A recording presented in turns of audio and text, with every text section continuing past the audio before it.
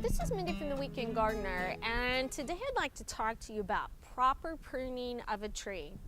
Now, we all know that trees need to be pruned for proper health, and a prime example of what happens when that isn't done is this pear tree. We had a massive ice storm, and well, this damage could have occurred whether or not this tree had been pruned properly. We have substantial damage, and the problem is manyfold on this tree. But when the bark is stripped down the side, torn like a hangnail, if you think of a hangnail, that exposes a sore on the tree. Now, in the old days, you used to paint it with tar. That's no longer recommended.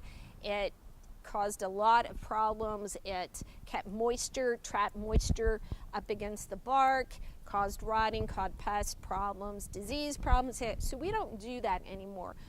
But whether you have a tornado, whether you have an ice storm, if you have damage like this, it's paramount, it's extremely important to go in there and properly prune this tree so that it reduces the chances of getting more damage if another storm comes through, and it helps this tree heal better.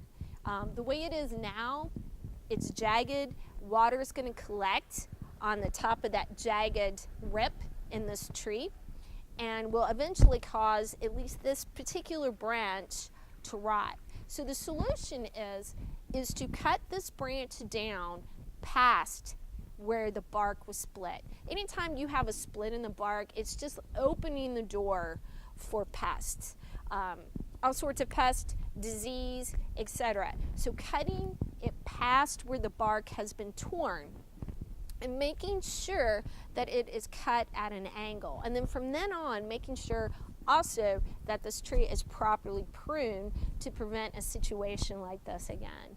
So I hope that helps you. If you've got trees around that have really kind of taken over and gotten wild, you can end up with something like this and a much bigger problem than you would have if you had been pruning it properly.